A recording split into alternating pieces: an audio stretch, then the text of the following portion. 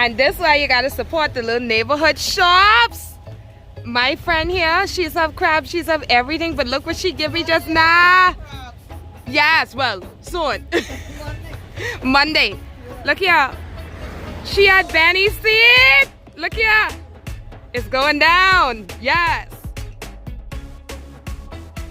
Hi everyone, I'm Bodine Victoria. Welcome to my kitchen, and this is my pot. Well, technically it's my pan. It's very clear that I'm missing the Bahamas Goombay Summer Festival with all of the people dressed up in their costumes, the dances, a little bit of the junkanoo, the singing, and more I shouldn't say more importantly, but also very important, the food. The food. If you are a true Bahamian, then you cannot miss out on Mortimor's Candy Kitchen. Today, instead of making a traditional Benny cake, I'm going to experiment a little bit with some of the flavors, okay? And we're going to go through the process of making some Benny cake right here on BodinePot.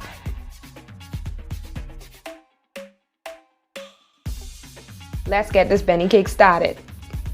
I'm going to start by turning the stove on. While our pan is coming to a medium heat, I just want to talk about the ingredients. We have about 2 cups of sesame seeds. I don't know where the term Benny seeds come from. If anybody knows, can you put it in the comment? I'd greatly appreciate knowing the origin. Or maybe I need to ask Simeon Hall. Okay, so you want about 2 cups of Benny seeds that we're going to kind of toast or parch. And we want them to be brown. We don't want them to be black, okay? Then this is about 1/3 cup of sugar. Brown sugar is what I'm gonna be using. I have some lemon zest. I have salt, which we're gonna put just a pinch of it in, literally a pinch. Water, we're not gonna use all of this, but the water is important. And vanilla.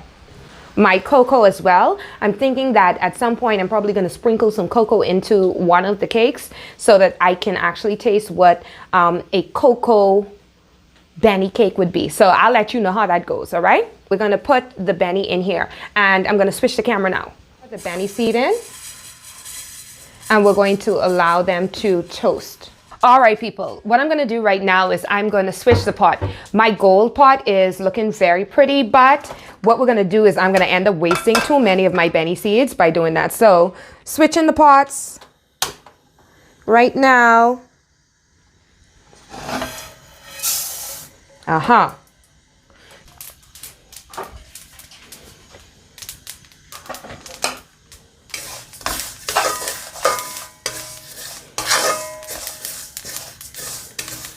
And if we look, we can already see that some of the Benny seeds are a lot browner. And let's throw the rest of these in here.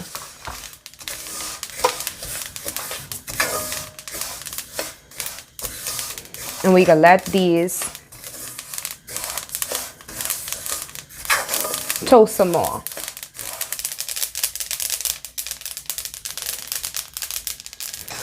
What I've done so far is I've parched the Benny seeds until I don't hear too much more of the popping. That's how you know you basically have a pretty good toast. Keep in mind that I have the stove off because the bottom of the pan is still pretty warm, and what we don't want to do is burn the Benny seeds. I've taken the Benny seeds out of the pot. The reason for that is because I want to cook the sugar. So I'm going to begin by adding some water. And now I'm going to add the sugar to the pot. We have this at a high boil, and we're going to keep boiling it until it goes from being a syrup into a candy texture. And this is what it looks like right now. So this is getting closer to the consistency of a syrup. What we want is more of the consistency, I would say, of a gel. So we're going to keep cooking. And if we look in the pot, we can see that it's starting to bubble and it's starting to thicken, but we want this to thicken just a little bit more before we add our Benny seeds to this pot. But you're going to notice that it's pretty nice in here. So we're going to give it a few more minutes. And this is what we want to see. It has reduced, now that we're cooking it on high, to the point where the bubbles are not as big and fluffy. They look almost cloud-like. And it's at this point that I'm going to add the Benny seed to the mixture.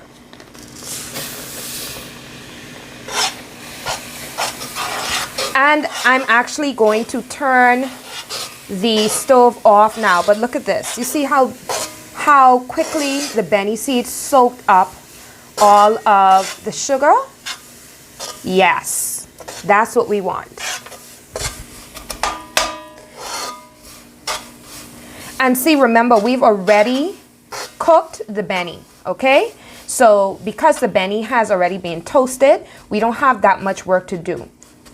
And this is going to stay warm for a while. The sugar is actually very, very hot, and so are the Benny seeds. So we're going to let it sit for a minute, and then we're going to transfer it onto some wax paper.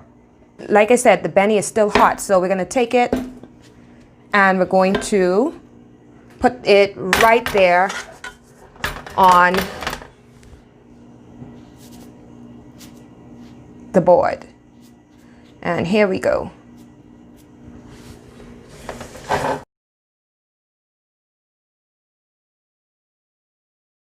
Now, while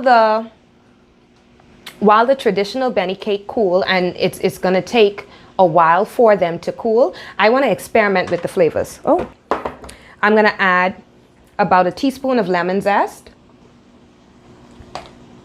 And I'm going to add just a little bit, like when I say a little bit, I mean just a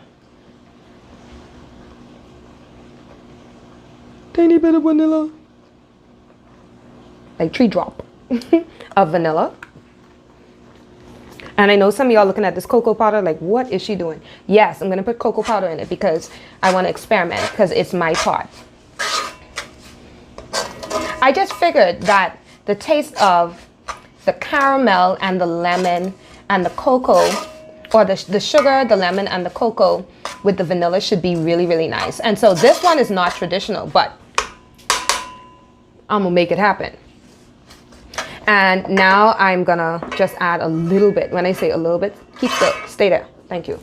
I'm gonna add maybe about half a tablespoon of cocoa powder. I'm gonna make sure that this is incorporated. So this is like chocolate, lemon, sugar Benny. Okay? If you've made this before, then thank you so much for your contribution to the culture. Ever hear that? And if this has not been made before, well then, if it tastes good, then I did it.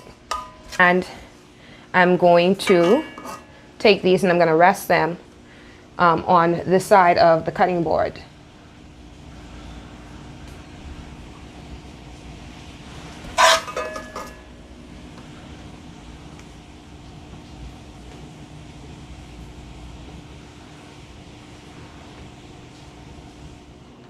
All right, everyone, these are my Benny cakes. So you have the chocolate ones here, and then you have the traditional ones here.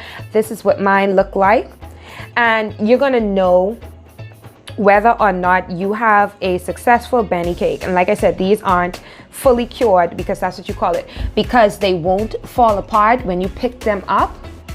All right, and we know this one is not fully cured or dry because it's still tacky at the bottom, and this is it's candy, so it definitely should be hard at the bottom, but you can still eat it if you want, but I want mine to kind of harden. So I want to say thank you guys so much for watching this episode of BodinePot. I want y'all to enjoy, because I'm going to enjoy my at-home Goombay Summer Festival with all of these homemade candies. If you're really enjoying what you're seeing here, then do me a favor, like this video and then leave a comment. You can tell me how you make it, with flavors you like inside your Benny cake, what you would have done differently, or if you tried the recipe and you are enjoying it, especially with your personal ways of tweaking it.